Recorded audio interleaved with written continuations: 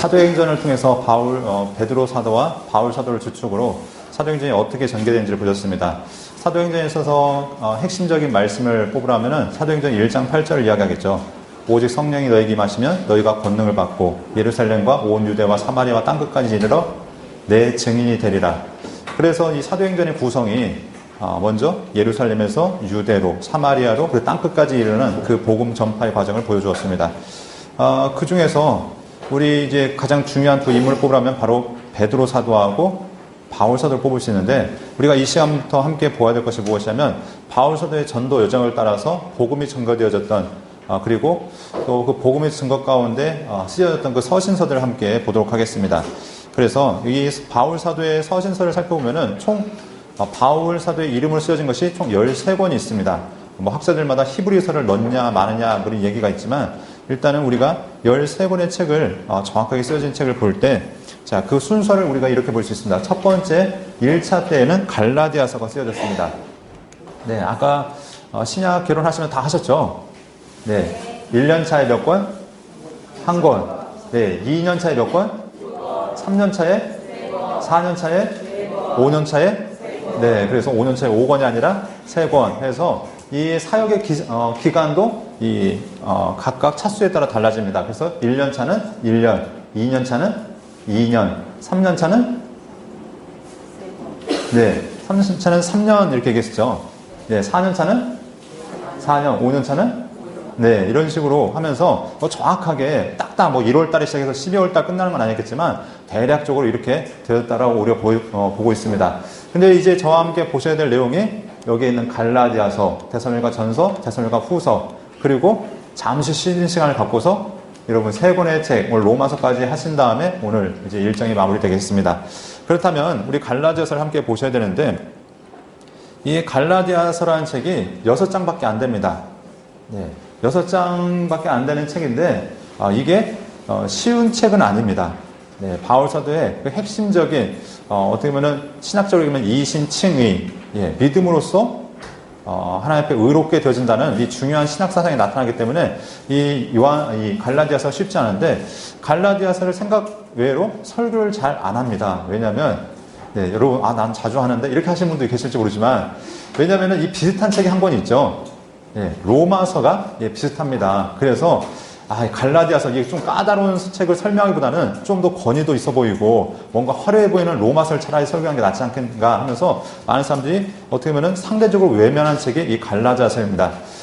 특별히 갈라디아서는 바울 사도의 정말 육성이 아주 생생하게 들려지고 있는 것들을 보게 되는데, 바울 사도가 제일 첫 번째 썼던 편지였고, 또 이 편지를 쓰게 되는 상황 자체가 참 심각한 상황이었죠. 지금 이 교회가 넘어가느냐 안 넘어가느냐, 정말 이 교회의 생사의 기로에 놓여져 있는 상황에서 바울 사도가 정말 피를 토하면서 쓴 책이 이 갈라디아서이기 때문에, 여기에 보면은 바울 사도의 그 뜨거운 외침, 불붙는 그 심정이 나타나고 있는 것을 볼 수 있습니다.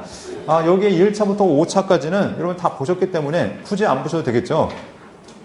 네, 여러분들 전문가가 이 정도 딱 눈에 한번 보시면은 그거 하고 넘어가실 정도니까 넘어가겠습니다.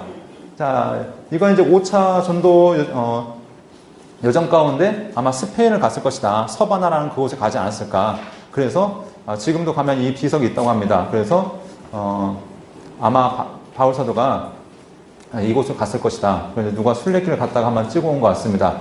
그런데 또 어떤 전승 자료라면은 바울 사도가 스페인이 아니라 영국까지도 갔을 것이다. 이제 이런 자료도 있다고 하는데, 아마 갈 수만 있었으면 갔을 겁니다. 그런데 어쨌든 바울 사도의 고백 안에서는 로마서에서 내가 서바나까지 가기 원한다, 이런 고백이 있던 것을 보게 되고요. 자, 그렇다면 우리가 1차 전도 여정을 알아야 이 갈라디아서의 내용을 함께 살펴볼 수 있습니다. 1차 전도 여정, 우리가 항상 바울 사도가 파송교에서부터 이제 출발하게 되는데, 바울 사도의 파송교회가 어디였을까요? 안디옥 교회였습니다. 이 안디옥 교회를 중심으로 해서 여기에서 출발했다가 다시 돌아오면은 이걸 1차 이런 식으로 포함하죠. 그런데 3차까지는 이게 해당이 되었지만 4차, 5차는 안디옥 교회와 상관이 없이 이렇게 이제 우리가 4차, 5차 여정을 우리가 함께 볼 수 있습니다.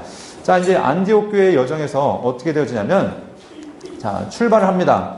어디로 가냐면은 실루기아로 먼저 가는데, 갈 때 혼자 간 것이 아니었죠. 같이 동행한 사람이 있는데, 한 사람은 바나바, 두 번째 사람은 마가 요한이었습니다. 그래서 이 세 사람과 함께 이제 실루기에서 배를 타고 이 구브로, 다른 얘기로 뭐 키프로스, 사이프로스 이렇게 얘기하는 이 구브로로 갑니다. 간 이유는 바나바의 고향이 이 구브로였죠. 그렇기 때문에 여기에 먼저 어느 정도 익숙했던 이곳에 가서 복음을 전합니다. 그래서 살라미에 갔다가 이 바보, 네, 성경에서 왠지 우리를 조롱하는 같은 표현이 이 바보인데, 예, 이거는 한글로 번역하면서 바보라 되어 있지만 뭐 파포스 이렇게 부르기도 하죠. 그래서 이게 여기에서 이제 서게오 바울에게 복음을 전하고, 그리고 여기서 이제 배를 타고 어디를 가냐면은 밤빌리아로 이제 넘어갑니다. 그런데 여기서 어떤 일이 일어나냐면 버가에서 누가 돌아갑니까? 마가 요한이 돌아갑니다. 예, 여기에 대한 이제 여러 가지 설들이 있죠. 왜 돌아갔을 것인가?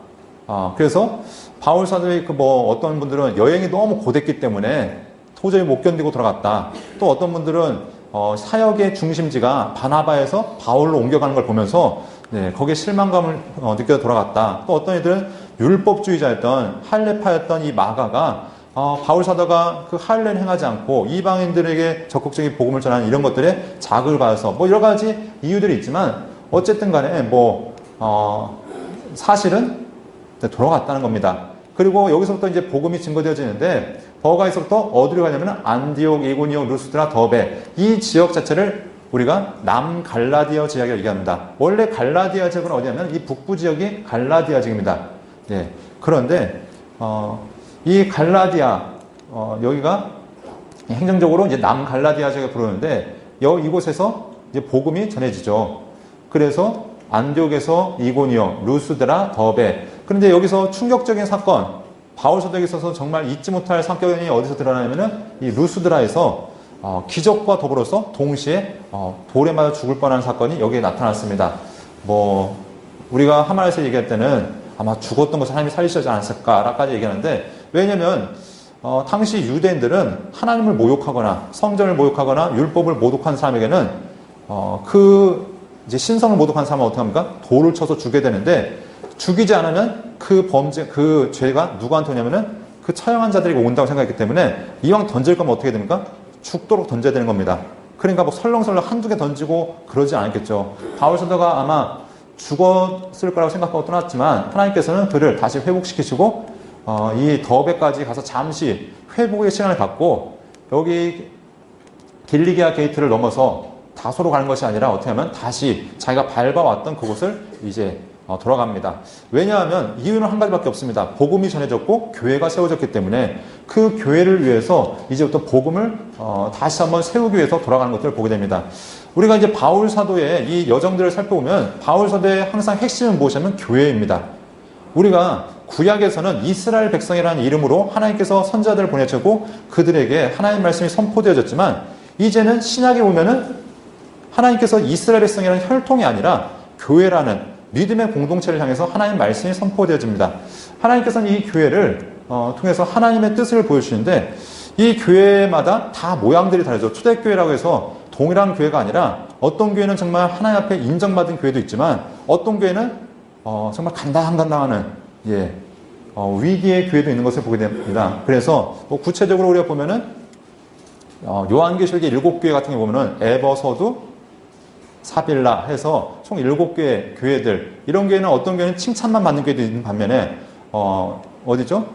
마지막 교회 라오디게아 교회 같은 경우는 네가 뜨겁든지 차갑든지 하라 하면서 하나님 앞에 책망을 받는 그런 교회들도 있었던 걸 볼 때 바울 사도가 단지 교회를 한 것은 자기가 세운 어떤 그냥 공동체가 아니라 하나님의 뜻이 실현되어지는 이 믿음의 모임, 하나님의 성경은 이것이 바로 예수 그리스도의 몸이고 또 예수 그리스도의 공동체라는 것들을 통해서 이 교회들을 세우기에 최선을 다했던 걸 보게 됩니다. 자, 그런데 아무튼 이 갈라디아 교회는 어떤 교회냐면은 이제 갓 태어난 교회였죠.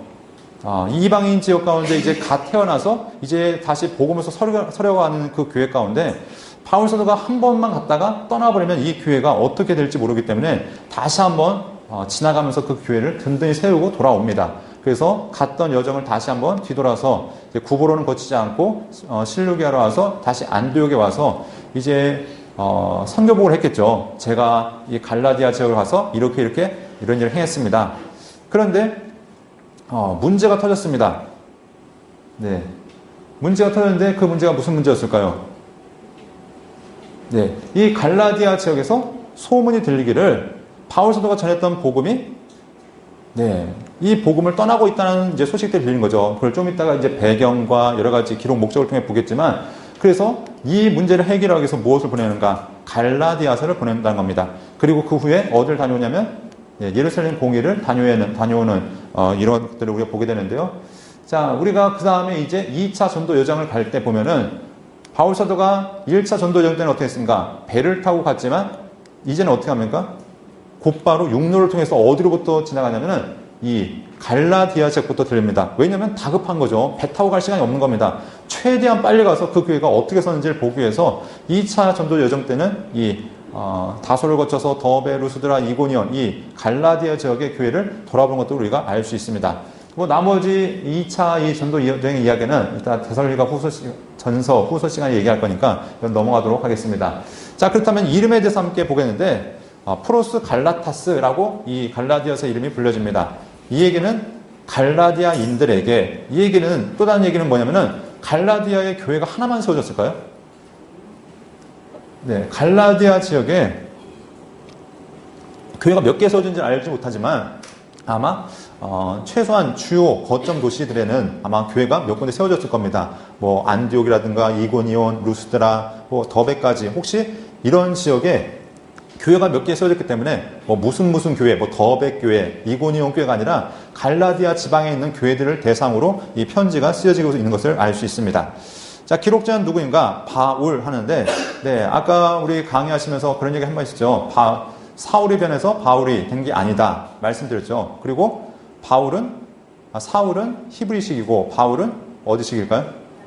네, 라틴식, 로마식을 말씀드렸습니다. 그러니까 로마의 이름 자체가 보통 세자로 이루어지죠. 네, 그래서 여러분들 이제 역사를 보면은 율리우스, 가이사르 아니죠, 그게 아니라 아무튼 여기 이름이 어떤 식으로 하면은 이름이 제일 처음에 이름이 있고 그 다음에 가문의 성이 있고 그리고 집안에 이제 별명이라든가 아무튼 그 불려진 이름이 세 개가 연결되어서 되는데 이 바울이라는 것은 이제 어떤 별명과 같이 바울 사도의 마지막 풀네임 가운데 마지막에 붙어 있는 것이고 사울은 이제 히브리식 해서 맨 앞에 붙는 것이고 가운데 있는 바울의 성은 붙진 않죠. 왜냐하면 로마 시민권자의 이름들이 대부분 다 이 세 가지 이름을 띠고 있기 때문에 그 가운데의 이름을 보면은 이 집안이 어떻게 해서 로마 시민권자가 됐는지를 보통 알 수 있다고 합니다. 그래서 그 가운데 성을 통해서 이제 시민권자의 특성을 알 수 있지만 성경에는 바울 사도의 성은 등장하지는 않고 있습니다. 아무튼 이제 바울이라는 사람이 이렇게 복음을 전하게 되는데 성경에서 1장 1절에서 분명히 바울 사도가 복음을 전하고 있다라고 우리가 확실한 증거를 우리가 볼 수 있습니다. 자, 학자들마다는 이제 안 적은 사람도 있다라고 얘기하는데 안 적은 거 아무리 주장해봤자 성경에 적혔는데 네, 그냥 그거는 그냥 그 사람들의 의견을 보면 좋을 것 같고요. 자, 기록자 보면은 이 갈라디아와 로마서의 이제 유사성을 통해서 이 바울 사도의 저작이 확실하다라고 이렇게 인정되어지고 있습니다. 그래서 갈라디아서 첫 번째 주장이 무엇이냐면은 이방인의 사도가 되었다. 이것이 있고요. 초반에 이신득이, 이신칭이라고 얘기해서 믿음으로써 의롭게 되어진다. 이 주장도 나오고 또 그 예화 가운데 보면 아브라함에 대한 이야기도 나오고 세례, 우리가 그리스도와 함께 세례를 받아서 받았다는 우리가 구원받은 존재인 것들을 이야기하고요. 우리가 노예와 자유자로서 특별히 이 갈라디아서 같은 경우는 우리가 하갈의 자녀인지 사라의 자녀인지 자유자의 자녀인지 노예 출신의 종의 자녀인지 이것들을 얘기하면서 우리가 율법 아래 있는 자인지 아니면은 믿음 아래 있는 자인지 이것들을 이야기하고 있습니다. 또한 여러 가지 설명들을 통해서 이 로마서의 유사성을 통해서 다시 한번 이 바울 사도의 저자인 것을 우리에게 보여주고 있고요. 자, 방금 얘기했던 것처럼 갈라디아 지역에 있는 교회들에게 이 편지가 적혀지고 있습니다. 갈라디아 지역이 어딘가? 아까도 얘기했듯이 이 갈라디아, 이 길게 되어 있죠. 그래서 윗부분을 북갈라디아, 밑에 부분을 남갈라디아 이렇게 불려졌던 것을 우리가 보게 됩니다. 자, 그러면 이 배경이 무엇이었는가? 바울 사도가 복음을 전하고 왔습니다. 그런데 바울 사도만 열심히 있었던 게 아니죠. 바울 사도가 예수 그리스도를 위해서 생명을 내어놓았다면 당시 유대주의자들, 이 유대주의자들에게는 정말로 유대인도 있었을 것이고 또 어떤 이들은 개종을 한 거죠. 유대인으로서 바울같이 개종을 했지만 아직 복음에 대해서 명확히 서 있지 않은 겁니다. 그래서 유대 그 교와 기독교의 짬뽕으로서 혼합적인 복음을 전하는, 어떻게 보면 이단적인 복음을 전하는 자들도 있었는데, 바울 사도가 갔던 그곳에 이런 이단적인 사람들이 갔다는 거죠. 가가지고, 야, 바울 사도가 전한 복음 완전히 다 부인하는 거 아닙니다. 맞아. 예수 그리스도 참 중요하지. 그런데, 야, 예수님, 우리 한번 제가 여쭤보겠습니다. 예수님 안식일 지켰을까요? 안 지켰을까요? 예수님 안식 안 지켰나요? 지키셨죠. 비록 안식일날, 괴짜 같은 행동을 많이 하셨지만, 병자를 일일이 막 고치시고, 막 밀리사 따먹는, 이제 제자들이 용인하시고 했지만, 예수님도 안식일 지키셨습니다. 그럼 예수님 할례 받으셨을까요? 안 받으셨을까요? 예수님 절기 지키셨을까요? 안 지키셨을까요? 네. 뭐 예수님 음식법도 지켰겠죠. 뭐 돼지고기를 즐겨 드시거나, 뭐 그런 일은 없었겠죠. 그러니까 이런 것들을 하면서 아마 그랬겠죠. 야, 예수님도 유대인으로서 안식일 지키고, 절기 지키고, 할례 받았는데, 야, 그랬다면 너희도 그래야 되지 않겠냐? 그럼 그럴듯 합니까? 안 합니까? 그럴듯 하겠죠. 야, 너희가 예수를 믿으면 예수님 따라가야 될 거 아니야? 아마 이렇게 이야기하지 않았을까요? 그랬더니, 아, 정말 그런 것 같아. 그러면 또 한 가지 얘기했겠죠. 야, 너에게 복음 전해준 바울 사도는 할례 받았게, 안 받았게? 그럼 뭐라 할까요? 그것도 받았겠고, 바울 사도 안식 지킬까, 안 지킬까? 뭐 이런 얘기하면은 다 답은 나와 있으니까, 아, 그런가? 바울 사도는 누구만으로 구원받는다고 얘기했냐면은 예수 그리스도만으로. 그런데 이들이 이제 혼합을 하는 거죠. 거기에 어떠면 끼워 넣기를 한 겁니다. 야, 예수 믿는 거 당연하지만 예수님도 그렇기 때문에 너희도 율법 지켜야 되지 않겠니? 그것이 문제가 되어진 거죠. 근데 바울 사도는 이것을 뭐 그 한두 개 정도야 용인할 수 있지라고 타협하지 않습니다. 이것은 지금은 가짜라고 아주 단호하게 얘기할 만큼 이것은 있어서는 안 되는 일이라고 단호하게 다그치고 있는 것들을 보게 됩니다. 그래서 이 복음을 부정하는 자들, 다시 말해서 이 복음에다가 몇 가지 섞는 것은 가짜란 겁니다. 이런 100%의 참기름에 내가 좀 더 맛을 좋게 하기 위해서 들기름 몇 방울 넣으면 그건 100% 참기름이라고 얘기할 수 있습니까? 그때부터 아무리 몸에 좋은 걸 추가한다 해도 그때부터는 100%라고 얘기할 수가 없습니다. 그러니까 복음에서 내가 아무리 좋다고 생각하는 몇 가지가 추가되어지면 그게 더 완벽한 복음이 된 것이 아니라 그때부터 변질되어진 것이죠. 복음은 예수 그리스도 외에 그 어떤 것도 추가될 수 없다는 것. 이것이 바울 사도가 전한 복음인데, 아무튼 이 거짓 교사들이 교회를 혼란케 했고, 또한 방금 얘기 드렸던 것처럼 할례, 뭐 율법 준수 이런 것들은 이런 것들로 교인들을 미혹하겠는데, 이들이 정말 그 길을 따라가고 있을 때 바울 사도가 그들을 향해서 지금 다그치면서 믿음으로 다시 돌아오라고 얘기하고 있는 것을 보게 됩니다. 또한 이렇게 될 수밖에 없었던 이유가 무엇이냐면 혼동이 있었기 때문입니다. 명확하게 기준이 서 있지 않기 때문에 복음은 무엇이고 율법은 무엇이고 도대체 그것이 차이점이 무엇이냐, 뭐 같이 한다고 뭐가 크게 문제가 있는가, 이것에 대한 정확한 개념 정립이 되지 않았기 때문에 결국은 이들이 넘어졌던 것을 보게 됩니다. 그렇기 때문에 이제 이 갈라디아서를 통해서 그들이 복음이, 진정한 복음이 무엇인지 이것들을 정확하게 이야기하고 있는 것을 보게 됩니다. 자, 우리 이제 신학적으로 보면은 이 갈라디아서를 언제 썼냐에 따라서 크게 두 가지 주장이 있습니다. 남갈라디아 이론이 있고 북갈라디아 이론이 있습니다. 학교마다 다르고 신학자마다 약간의 차이가 있습니다. 예, 제가 배울 때는 북갈라디아 이론으로 많이 강조해서 배웠는데, 시대마다 이제 목사님마다 이 강조점이 다르겠죠. 그런데 이 정황상 또 여기에 편지에 나타나고 있는 모든 것들을 봤을 때 북갈라디아서보다는 남갈라디아서가 더 정황상 맞을 것이다. 그렇다고 북갈라디아서에 근거는 없는가? 아니요, 여기서도 근거가 나타납니다. 본문 자체에서 북갈라디아서를 지지하는 여러 가지 본문의 근거가 있지만 아무래도 남갈라디아서가 이 책의 흐름상 더 우리가 적합할 거라고 보여지고 있고, 또 우리가 이렇게 주장하고 있습니다. 자, 그러면 우리가 갈라디아서 아까 얘기했던 것처럼 첫 번째 쓰여졌던 서신이었고요. 기록 연대도 우리 북갈라디아서냐 남갈라디아서에 따라서 기록 연대가 약간씩 차이 나는다, 이런 이야기들 우리가 볼 수 있습니다. 네.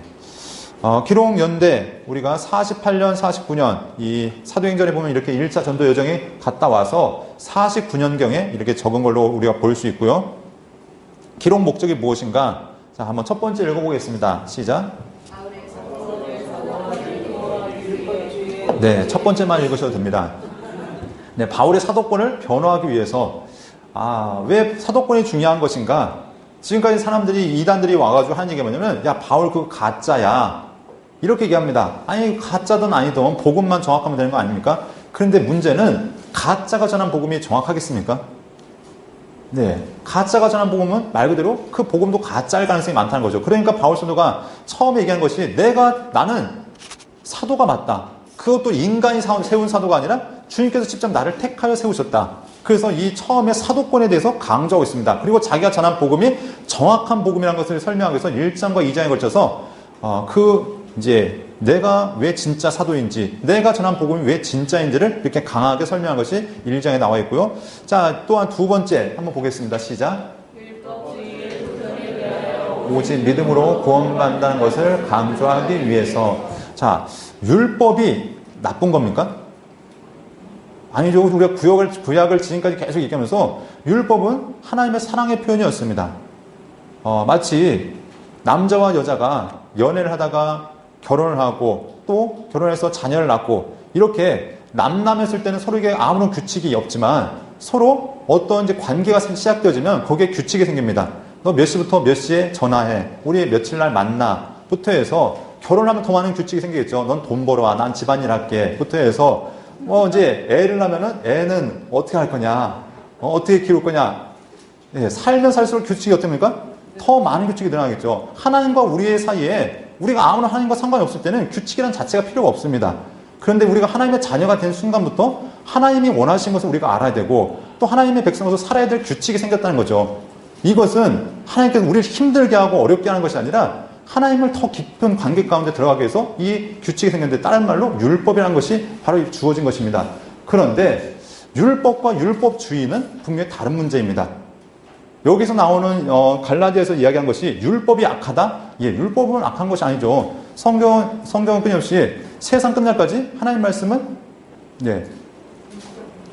영원하다고 말씀하고 있는데 예수님께서도 율법을 완성하기 위해서 오셨다고 말씀하시는데 우리가 이 율법과 율법주의에 대한 문제를 여러분들 정확하게 개념을 잡으셔야 이제 문제가 이제 갈라디아서를 이해할 수 있고 자 그러면 이 율법에서 자유케 된 자들이 어떻게 살아가야 되는가?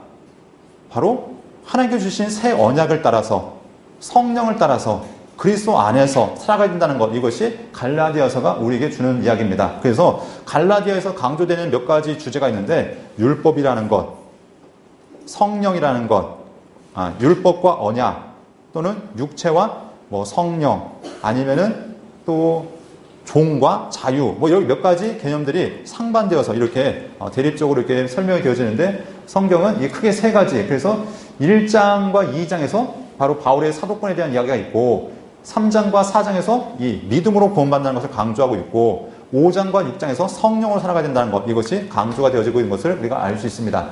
그러면 첫절 끝절은 넘어가도록 하겠고요. 크게 이제 우리가 6장을 볼 수 있습니다. 예, 갈라디아서의 핵심적인 주제는 이렇게 기억하시면 좋습니다. 갈라져라. 이렇게. 뭐에서 갈라져야 될까요? 율법주의에서 갈라져라. 믿음으로 돌아와라. 이것이 갈라디아서에서 우리에게 말씀한 바일 겁니다.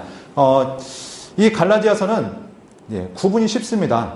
1장과 2장, 그리고 3장과 5장, 3장부터 5장, 3장부터 4장, 그리고 마지막 5장과 6장. 그런데 마지막 이제 5장 1절이 끼어 있으니까 그렇지만, 그래서 2장씩 나눠서 보시면 좋습니다. 1, 2장, 3, 4장, 5, 6장. 이렇게 나눠서 보시면 좋은데, 첫 번째는 사도직에 대한 변론과 신앙 고백. 두 번째는 율법의 행위냐, 아니면 믿음이냐. 세 번째는 성령을 따라서 우리가 어떻게 살아야 되는가. 이것에 대한 이야기가 강조가 되어지고 있다는 겁니다. 그렇다면, 처음에 1장과 2장은 무슨 얘기를 하는가? 1장에서는 바울의 사도직은 누가 세우셨는가? 하나님 예수 그리스도께서 세우셨다. 하나님께서 세우셨다. 이것을 강조하고 있고 2장 1절부터 2장 10절까지는 나는 이방인의 사도로 부름을 받았다. 그리고 뒤에 부분은 바울 사도의 신앙 고백이 나오죠. 나는 율법에 대해서 죽었다. 나는 예수 그리스도 안에서 살아있다. 나의 진정한 주인은 예수 그리스도다. 이것들을 강조하고 있는 것을 보게 됩니다. 자, 뒤에 넘어가면 이제 또 세 가지 주제가 나오는데 의인은 믿음으로 산다. 이게 어디서 나오는 말씀이죠? 하박국 2장 4절에서 나왔던 말씀이죠. 그래서 의인은 믿음으로 산다는 이야기가 강조가 되어지고 있고 뒤에 보면은 율법과 믿음의 약속, 율법이 왜 주어졌고 또 믿음은 우리에게 무엇을 말하는가 그리고 종의 멍에를 매지 말라면서 이제 여러 가지 유비를 사용하고 있습니다. 여러 가지 이제 비유들을 사용하는데 무엇이냐면은 아브라함의 이야기도 나오고 사라와 하갈 이야기도 나오고 또 뭐 초등학문이라든가 청직이라든가 몇 가지 개념들이 등장하면서 율법이 무엇인지를 잘 설명해 주고 있는 것을 보게 됩니다. 그리고 마지막 이제 5장과 6장에 가면은 성령의 열매에 대해서 나오죠. 예, 오직 성령의 열매는 하면서 사랑과 희락과 화평과 오래 참음과 자비와 양성과 충성과 온유와 절제니 하면서 총 9가지 열매에 대해서 이렇게 언급하고 있고 그의 반면에서 육체의 열매에 대해서 또한 강조하고 있습니다. 성령 안에 있는 자들은 성령의 열매를 맺어야 된다.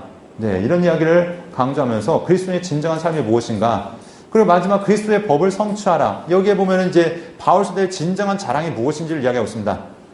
내게 이제 바울서도가 무슨 얘기하냐면은 내가 자랑할 것은 그리스도의 십자가밖에 자랑할 것이 없다라고 얘기하고 있죠. 그러면서 마지막에 보면은 나에게는 그리스도의 흔적이 있다고 합니다. 나에게 6장에 보면은 내 몸에 예수 그리스도의 흔적이 있다고 하는데 지금까지 많은 그 할례파들이 강조했던 흔적이 무엇이냐면 할례였죠. 생식기 끝 조금 잘라놓고서 나는 하나님의 자녀야 얘기했는데 바울서도도 나는 그게 자랑이 아니라 내 몸에 예수님의 흔적이 있는데 이 흔적이 무엇이냐면 예수님 전하다가 맞은 것. 네. 맞고 찢기고 또 상한 그 몸이 바로 예수 그리스도의 흔적이라는 거죠. 나는 복음을 위해서 이렇게 살아왔다 하면서 마지막 고백으로 이렇게 갈라디아서가 맞춰진 것을 보게 됩니다. 그렇다면은 1장부터 우리 6장까지 내용을 함께 살펴가 보도록 하겠습니다.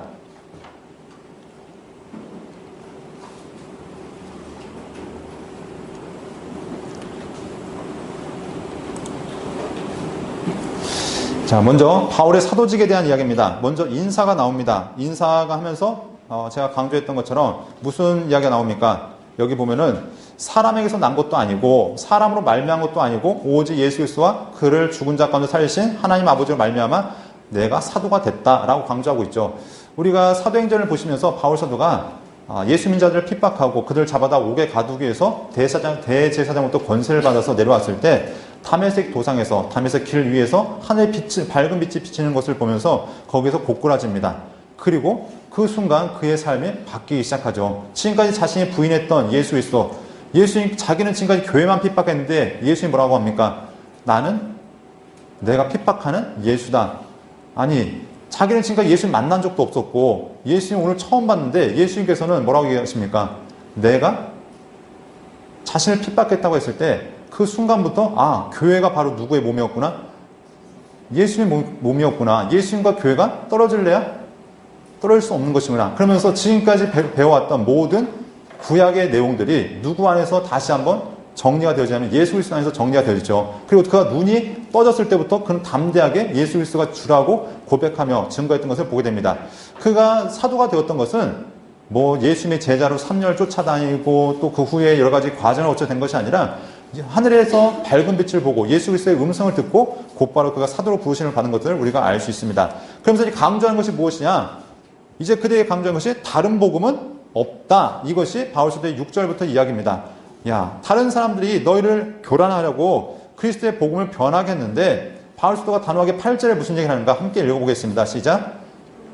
우리나 혹은 하늘로부터 온 천사라도 우리가 너희에게 전한 복음 외에 다른 복음을 전하면 저주를 받을지어다.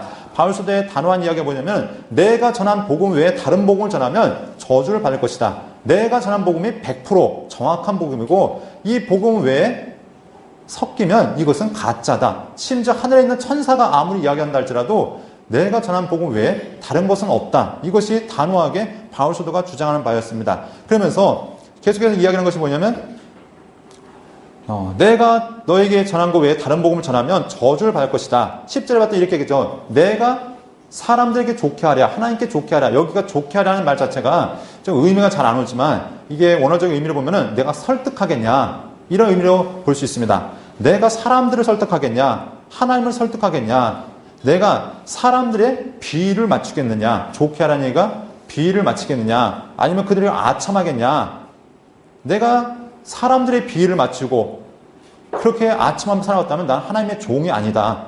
나는 이방인들에게 이방인들 좀 더 끌어모으기 위해서 내가 그런 얘기 하는 게 아니라 나는 오직 진정한 복음, 온전한 복음을 전하고 있다라고 지금 그들에게 전하고 있는 것을 우리가 알 수 있습니다. 그러면서 바울 사도가 이 복음을 어떻게 전했는가? 내가 전한 복음은 사람의 뜻을 따라 된 것이 아니라 바로 주님께 직접 배운 것이라고 말씀하고 있습니다. 그래서 예수 그리스도의 계시로 이 복음이 전해졌다라고 얘기하고 있죠. 그래서 13절부터 보면은 내가 어떻게 이 복음을 전하게 됐는가, 내가 과거에 어떤 존재인지를 말씀하고 있습니다. 그래서 회심 이전에는 내가 유대교에 있을 때 행한 일 너희가 들었을 텐데, 내가 하나님의 교회를 심히 박해하고 멸하였고, 내가 됐던 동족 중 여러 영급자보다 유대교를 지나치게 믿어서 내 조상의 전통에 대해 더 열심히 있었다. 이 얘기는 나는 정말 유대교의 골수 분자였다. 나는 바뀔래야 바뀔 수가 없는 존재였다. 그런데 나를 바꾸신 분 누구였냐? 바로 주님이셨다. 이것이 바울 사도의 고백인 거죠. 내 힘으로 가능한 것이 아니라 하나님께서 나를 바꾸셨고 나를 주님의 사도로 세우셨다. 철저하게 하나님의 은혜였다라고 강조하고 있는 겁니다. 그래서 이방인의 사도로 세워졌는데 그가 이제 과정을 이야기하죠. 내가 예수 그리스도를 영접하고 어떤 과정이 있었는지. 그래서 이제 1장부터 보면은 내가 아라비아 갔다가 다메섹으로 갔다가 3년 있다가 예루살렘에 올라갔다가 그 얘기를 쭉 이제 언급하고 있습니다. 그래서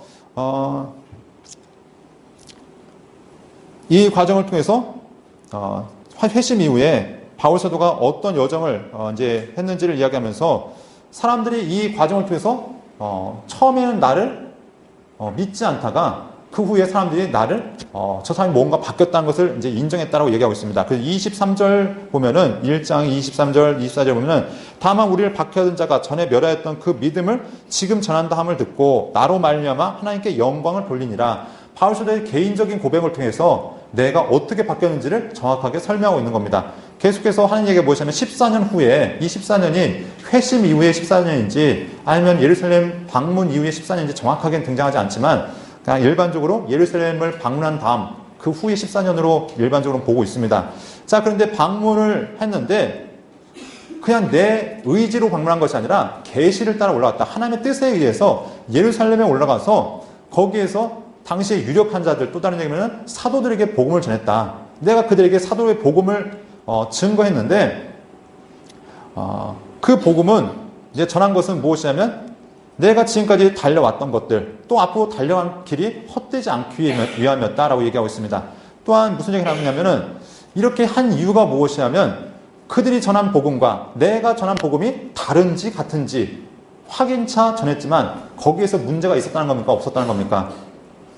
없었다는 거죠. 내가 그들에게 복음을 전해봤지만 그들 역시 내 복음을 정확하게 인정해 주었다. 이 얘기가 있다는 겁니다. 그래서 바울 사도가 이제 이방인의 사도로 이제 활동하는데 이방인의 사도로 활동하지만 그들에게 할례를 받게 하지 않았다.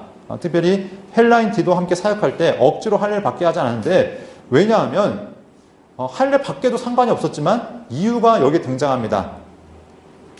당시 유대인들에게 할례는 하나님의 백성의 표지였습니다. 할례를 받았냐 안 받았냐가 너는 선민이냐 아니냐의 그 기준점이었죠. 이방인들이라도 하나님을 믿기 위해서는 반드시 해야 되는 것이 할례였습니다.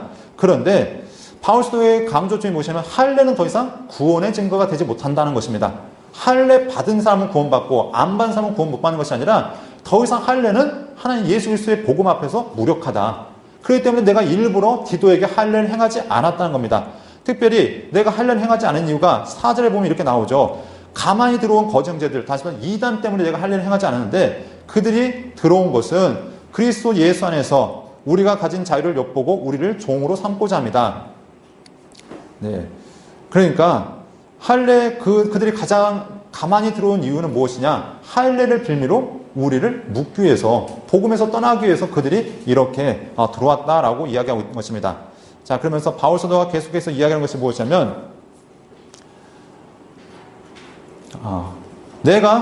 바울 사도가 이제 자기의 사명을 얘기하죠. 내가 이방인의 사도로 부르심을 받은 그 이야기를 하면서 베드로가 할례자를 맡은 것 같이 나를 이방인의 사도로 세우셨다. 나를 무할례자들의 사도로 주님께서 나를 세우셨다면서 자기의 사명을 이야기하고 있는 것을 보게 됩니다.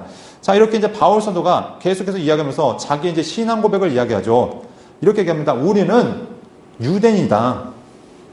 이방인이 아니다. 이게 뭐냐면은 이제 쭉 이야기하면서 우리는 결국 율법으로 의롭다함을 받는 것이 아니라 믿음을 통해서 의롭다함을 받는다. 이것이 지금 바울서가 이야기하는 바입니다. 지금 할례를 지금 강조하는 자들이 어떤 자들인가? 이들이 정말 하나님 말씀을 사랑해서 할례를 강조하고 있는가? 지금 바울서가 전했던 그 교회에 가서 열심히 이단을 퍼뜨린 자들이 정말 하나님 말씀에 생명을 걸고서 그 말씀을 지키기 위해서 복음을 전했던 자들인가? 아니라고 바울서가 이야기합니다. 5장 뒷장에 보면은 그들은 그냥 겉으로 표시만 내는 자들이었다라고 얘기하고 있습니다. 이들은 그냥 뭐냐면은 자기 외적인 증거만 내세우는 거죠. 나 할례 받았어. 나 안식일 지켜. 나 음식 구별해. 그러면서 너와 나는 달라 하면서 사람들을 구분하기 위한 그런 어떻게 보면은 율법주의의 모습의 이방인들이었지. 그들이 정말 하나님 말씀을 사랑해서 율법 전체를 다 지키고 전심으로 하나님을 사랑하는 그 표시가 아니었다는 겁니다. 그래서 그들을 지금 책망하면서 당시 율법이라는 것이 이방인과 유대인을 구분하는 표시였지만 이제 그것은 더 이상 무의미하다는 것입니다. 율법이 더 이상 하나님의 백성으로서 구원받고 못 받고를 기준하는 것이 아니라 이제는 예수 그리스도를 믿음으로 우리가 구원받고 못 받고가 결정되어지는 것. 그래서 우리가 믿음으로 의롭다함을 받는다. 이것이 바울서도가 강조하는 이야기입니다. 그래서 계속해서 17절, 18절 보면은 바울서도의 그 외식의 행동을 비판하고 있는 거죠. 아까 이제 보진 않았지만 11절부터 보면은 바울서도가 게바가 안디옥에 내려왔을 때 그 이방인들과 같이 먹다가 예루살렘에서 다른 사람들이 오니까 할례파가 오니까 어떻게 합니까? 그 자리를 확 피해버렸습니다. 마치 안 먹은 것처럼. 그런데 이것을 비판하면서 우리가 만약 그리스도 안에서 의롭게 되려다가 죄인으로 들어가면 그리스도께 죄를 짓게 하는 자냐? 결코 그럴 수 없다. 그러니까 바울서도의 삶을 책망하고 그 바울서도의 이중적인 태도를 책망하면서 믿는 자면 믿는 자 같게 살아라. 헷갈리게 왔다 갔다 하지 말라라고 지금 경고하고 있는 것을 보게 됩니다. 그래서 19절부터 이제 바울서도의 신앙의 고백이 나오는 거죠. 나는 어떻게 사는가? 당시 유대인들에게 있어서 율법은 하나님께 나아가는 유일한 열쇠였습니다. 율법을 지켜야만 하나님을 만날 수 있다고 생각하는 자들에게 바울서도가 뭐라고 하냐면 나는 율법에 대해서 죽었다. 이 얘기를 했을 때 듣는 사람들이 얼마나 충격을 받았을까요? 뭐야? 율법에 대해서 죽었어? 이게 무슨 얘기야? 그런데 계속 나오죠. 여러분 잘 아시는 요절 말씀입니다. 그렇죠? 내비게이터 성경 구절 딱 69절에 보면은 첫 번째인가요? 두 번째인가요? 네. 첫 번째 고린도후서 5장 17절이죠. 네. 그리고 그 두 번째가 아마 갈라디아서 2장 20절이었죠. 네. 여기 보면은 내가 그리스도와 함께 십자가에 못 박혔나니 그런즉 이제는 내가 산 것이 아니요 오직 내 안에 그리스도께서 사신 것이라. 바울서도가 얘기는 나는 죽었고 내 안에서 예수님께서 내 삶의 주인이 되셨다. 나는 이제 바라보는 것이 율법이 아니라 하나님을 향해서 나아간다. 이게 바로 이제 로마서 6장과 연결되어진 얘기죠. 그래서 그리스도 안에서 세례를 받음으로써 내가 새 사람이 됐다는 그 얘기와 이제 이야기하면서 그리스도인의 삶의 본질이 무엇이냐? 나는 죽고 예수님이 내 안에 살아계신 것. 결국 율법을 통해서 우리 안에 하나님이 거하신 것이 아니라 내 안에 주인 되시는 삶은 내가 주님 앞에서 죽었다는 고백, 예수 그리스도를 믿음으로 가능하다는 것을 이야기하고 있습니다. 그래서 그렇다고 내가 하나님의 은혜를 패하는가? 그것이 아니라는 것이죠. 내가 하나님의 은혜를 누굴 통해 받는가? 예수 그리스도를 받는데 여기에 대한 이제 설명들이 3장에서 이제 구체적으로 드러나고 있습니다. 그러면은 우리가 어떻게 의롭게 되어지는가? 이것이 이제 갈라디아 3장 1절부터 이야기합니다. 한번 1절 말씀을 읽어보겠습니다. 시작.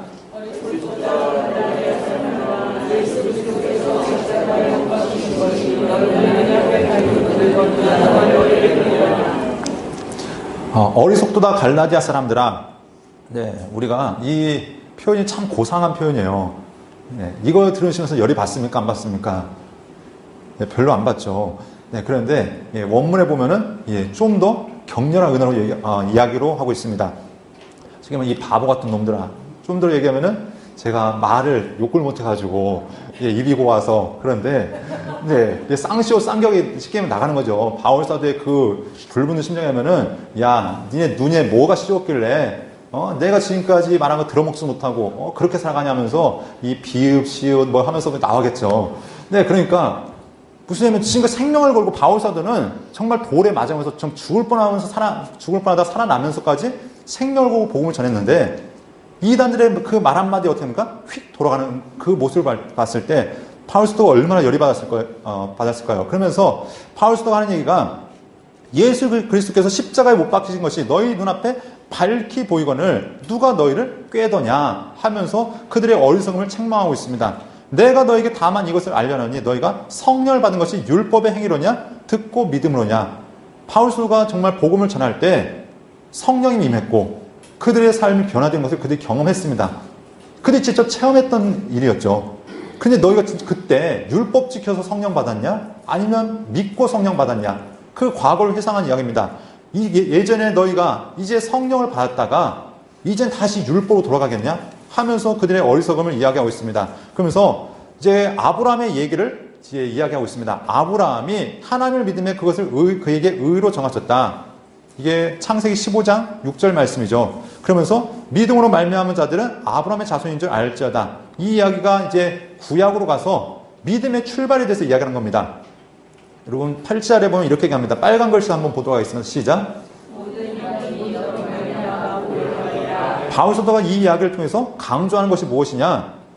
하나님께서 믿음은 어디서부터 출발했는가? 율법에서부터 출발한 것이 아니라 아브라함과 약속에서부터 출발했다는 겁니다.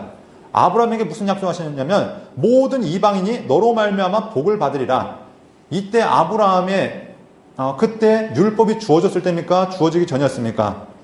주어지기 전이었죠. 이 얘기는 성경 두 구절을 합친 말씀입니다. 창세기 12장 3절 말씀과 18장 18절 말씀을 이제 두 구절 이야기하는 것인데 이 두 구절 합쳐서 무슨 얘기냐면은 이방인들이 세상 모든 민족이 앞으로 주어지는 모세 율법을 지키지 않아도 아브라함 너를 통해서 내가 믿는 믿음을 통해서 복을 받을 것이다. 구원은 율법이 아니라 믿음을 통해 올 것이라는 약속이 이미 누구한테 주어졌냐면 아브라함에게 주어졌다는 것입니다. 그러면서 그러므로 믿음으로 말미암은 자는 믿음 있는 아브라함과 함께 복을 받는다 하면서 의인은 어떻게 살아가는가? 하나님께서 원하시는 의인은 율법을 지킴으로가 아니라 믿음으로 살아간다. 하박국서에도 이야기했죠. 하박국 2장 4절에서도 의인은 어떤 사람인가? 하나님을 믿으면서 살아가는 자가 의인이라고 우리에게 이야기하고 있습니다. 마찬가지로 이 갈라디아서도 우리가 율법의 행위가 아니라 믿음을 통해서 하나님 앞에 의롭게 되어진다라고 강조하고 있는 것입니다. 그렇다면 여기 10절 말씀 이렇게 얘기하죠. 율법 행위에 속한 자들은 저주 아래 있다. 이게 뭐냐면은 우리가 율법을 지키기로 결정하면은 하나님의 말씀의 규칙에 적용을 받는다는 겁니다. 율법의 요약은 쉽게 얘기하면은 신명기 27장과 28장을 얘기할 수 있습니다. 하나님 말씀은 어떻게 얘기합니까? 내가 하나님 말씀에 순종하면 복을 받을 것이고 불순종하면 저주를 받을 것이다. 다시 말해서 우리가 율법을 지키기로 하면 그 말씀의 영향력 아래 있다는 것이죠. 그런데 사람이 그 율법을 다 지킬 수 있을까요? 없을까요? 없겠죠. 그 이야기는 우리는 이미 저주 아래 놓여져 있다는 얘기를 말씀하고 있다는 겁니다. 그렇기 때문에 우리에게 주어진 것은 율법 아래 있고자 한 자에게는 결국 저주 아래 있는 것을 이제 선언하고 있는 것입니다. 그러면서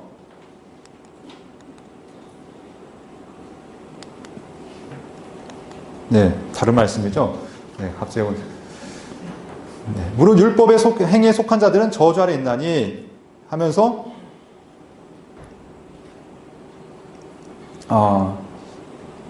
12절 말씀 함께 보도록 하겠습니다. 읽겠습니다.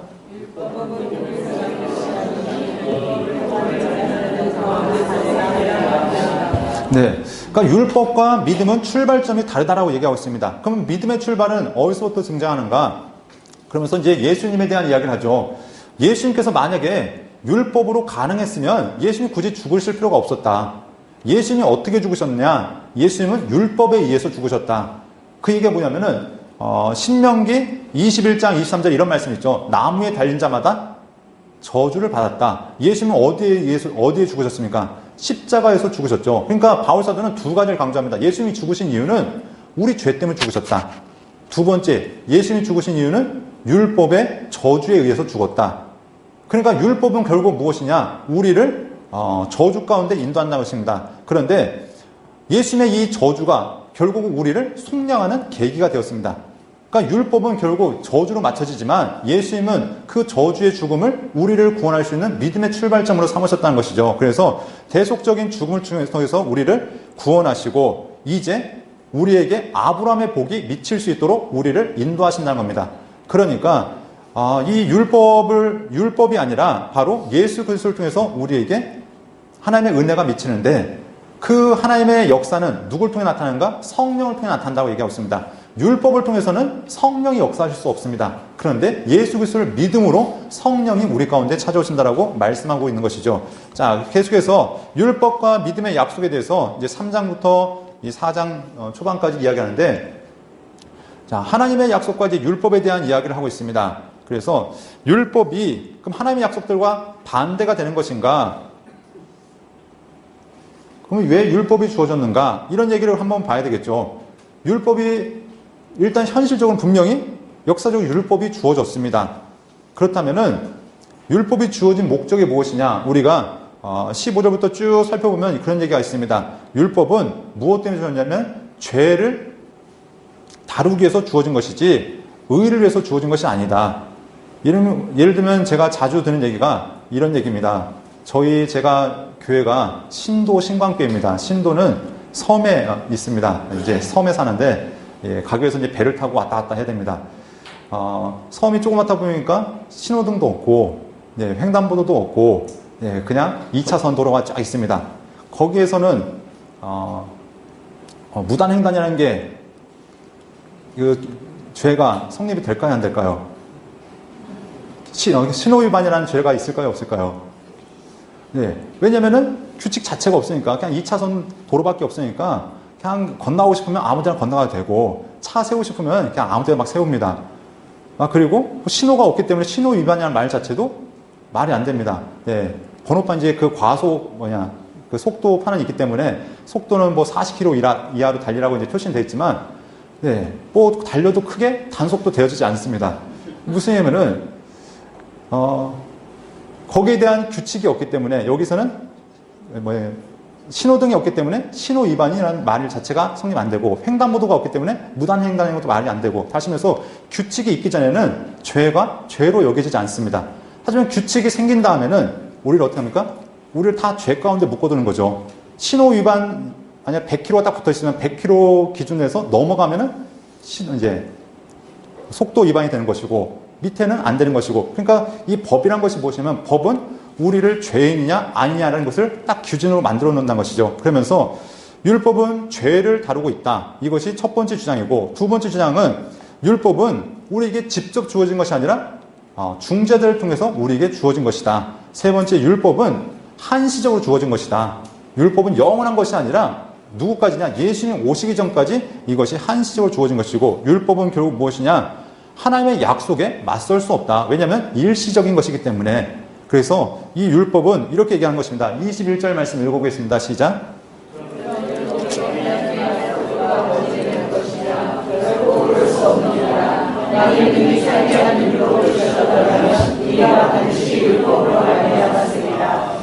그러면서 성경은 율법과 약속이 분명히 하나님의 뜻과 율법이 다르다는 것들을 이렇게 이야기하고 있습니다. 그래서 이제 믿음과 율법이 이제 출발이 다르다는 것을 이야기하고 있고, 그래서 성경은 모든 것을 죄 아래 가두었다라고 하면서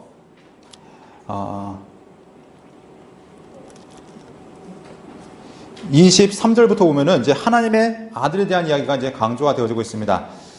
여기 보면은 우리가 예수 그리스도를 믿기 전에는, 율법이 오기 전에는 마치 어떤 존재와 같았냐면은 율법 아래에 매여 있는 이제 종과 같은 존재였다.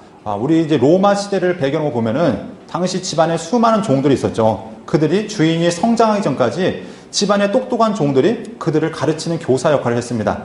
그런데 그들이 이제 주인이 어느 정도 성장해서 성인이 되어지면 더 이상 그 종의 영향력 아래 있지 않은 거죠. 그들이 주인으로서 이제 종을 다스릴 권세를 갖듯이, 너희가 이제 하나님의 자녀가 된다는 것은 무엇이냐? 여전히 종 아래에 있는, 율법 아래에 있는 존재가 아니라 그 율법을 벗어나서 우리가 하나님의 진정한 자녀가 된다는 것을 강조하고 있습니다. 그래서 그리스도 안에서 우리가 어떤 존재인가, 이것들을 강조하고 있다는 것이죠. 그래서 율법은 우리를 그리스도께 인도하는 초등교사와 같다. 율법은 무익한 것이 아니라 율법을 통해서 누가 필요한 것을 알게 되냐면 절실하게 예수 그리스도가 필요한 것을 알게 된다는 것입니다.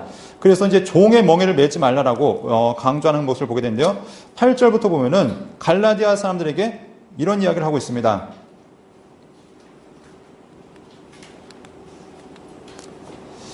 이제 바울 사도가 강조하고 있는 내용들이, 그때 너희가 본질상 하나님의 아는 자들에게 이제 종노릇을 하고 있었다라고 이렇게 강조하고 있는 것을 보게 되죠. 자, 그런데 이제 너희가 하나님 앞에서 어떤 존재가 되었는가?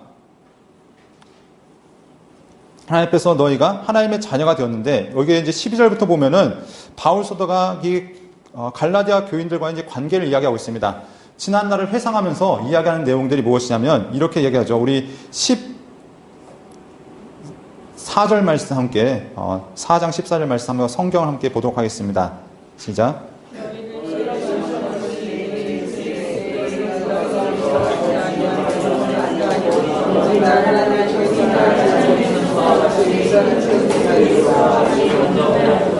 바울 사도가 복음을 전할 때 어떤 일이 있었냐면, 처음에 갔을 때 바울 사도를 무엇과 같이 영접했냐면 하나님의 천사와 같이 또는 예수님과 같이 영접했다는 겁니다. 그때 너희가 나를 위해서 정말 내가 상황이 좋지 않았다는 거죠. 그때 내 몸이 정상이 아니었는데 나를 있는 그대로 받아들여줬고, 심지어 너희가 고통스러워하는 나를 위해서 눈까지 빼어줄 정도로 그런 우리 관계였지만, 지금 너희는 어떤 관계가 되는가? 지금 너희가 내가 원수와 같이 되어졌다라고 얘기합니다. 내가 진리를 얘기했는데 어떻게 나에게 원수 같은 존재가 되어진다라고 얘기하면서 우리 사이를 이간하는 그 거짓 교사들의 말에서 벗어나야 된다는 것들을 이제 강조하고 있습니다. 그러면서 21절부터 보면은 하갈과 사라의 비유에 대해서 말씀하고 있죠.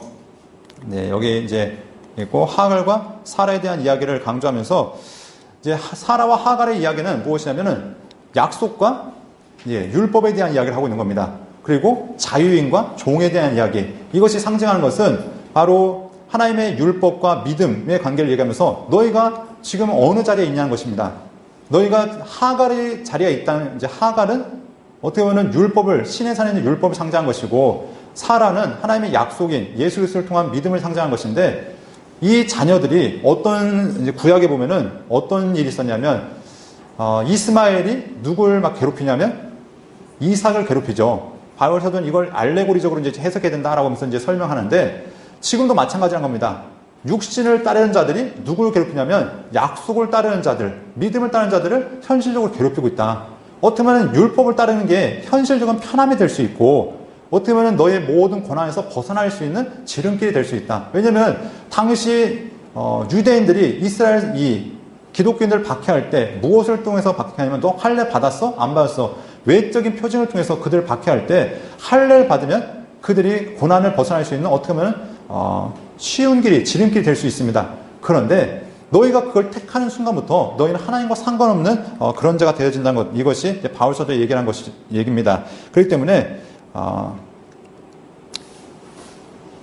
우리가 하나님의 약속을 받는 자녀로서 예수님께서 우리를 자유케 하기 위해서 멍에를 매셨듯이, 우리가 자유케 하셨듯이 우리는 더 이상 종의 멍에를 매서는 안 된다라고 이제 강조하면서 이렇게 이제 두 번째 단락이 맞춰지고 있습니다. 이제 세 번째 단락, 성령을 따라 행하는 삶을 보면은 간단합니다. 여러분들 보시면, 우리가 그러면 약속을 따라 사는 삶, 믿음을 따라 사는 삶, 성령을 따라 사는 사람은 어떻게 살아야 되는 것인가? 그 이유가 이제 간단히 설명하면은, 우리가 그리스도의 자유를 가지고 살아야 되는데, 이 자유를 어떻게 살아야 되는가? 서로에게 내 유익을 위해 살아가는 것이 아니라 서로의 유익을 위해서 살아가야 된다는 것을 이야기하고 있습니다. 그래서 우리가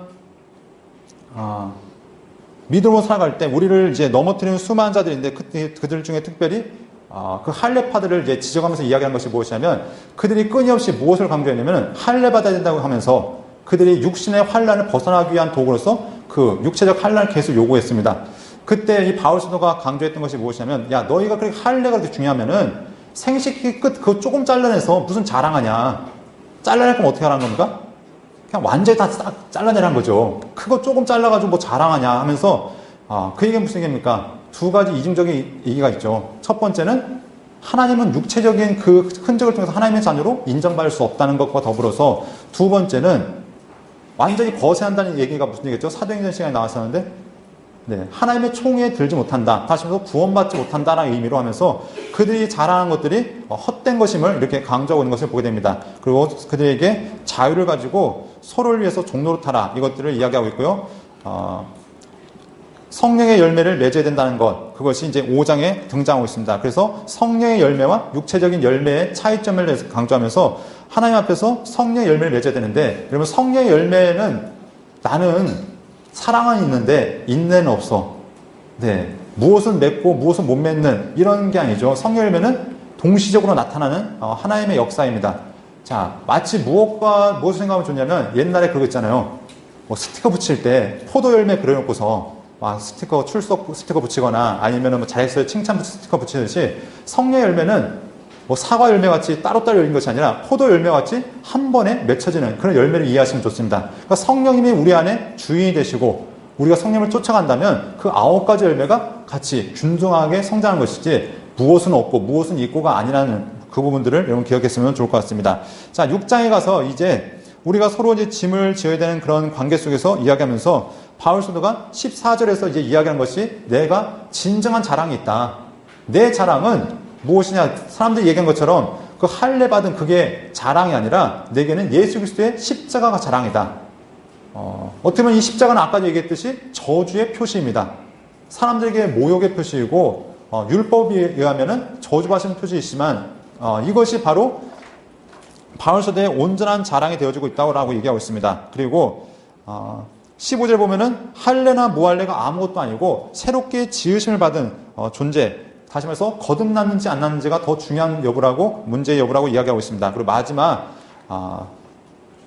17절에 보면은 바울 사도가 무슨 얘기냐면은 내 몸에 그리스도의 흔적이 있다, 예수 그리스도의 흔적이 있다라고 하면서 내가 복음을 전하다가 너에게 그 맞았고 모욕당했고 고통당했던 그 모든 것들이 바로 예수님께서 나에게 주신 흔적이라고 얘기하면서 이렇게 다시 한번 그들에게 은혜를 기원하면서 맞춰지고 있는 것들을 보게 됩니다. 갈라디아서의 이야기는 제가 초반에 너무 자세하게 얘기한다고 시간을 많이 이제 뺏었는데요. 결국 이것입니다. 율법은 소용이 없고 믿음만 중요한가? 아니죠. 여기서 말하는 율법이 성경에서 말하는 그 하나님이 주셨던 그 약속의 율법을 얘기하는 것이 아니라 다시 말해서 하나님의 표징을, 당시 구약 사람들이 하나님의 표징을 삼았던 그 할례들 또는 안식을 지키는 것들 또는 여러 가지 사람들에게 보여주는 그런 표징들을 이야기하고 있습니다. 다시 말해서 율법의 행위들, 율법주의 이것들을 얘기하면서 다시 말해서 자기 예수 그리스도의 십자가를 믿는 자들에게 다가오는 고난을 피하기 위한 도구로서 그 율법을 끊임없이 강조하고 있다는 것입니다. 그런데 율법이 무익한가? 아니란 것이죠. 율법이 우리에게 어떤 유익이 있는가? 우리를 예수 그리스도께 인도하는 역할을 하고 있다. 그래서 그 율법을 통해서 누굴 만나야 되는가? 예수 그리스도를 만나는 통로가 되어지고 과정이 되어진다는 것들을 이야기하고 있습니다. 하지만 하나님의 약속은 어디에서 이루어지는가? 바로 예수 그리스도를 통해서 완성되어진다라고 이야기하고 있습니다. 그렇기 때문에 예수 그리스도 외에는 다른 복음은 없다라고 강조하는 것이죠.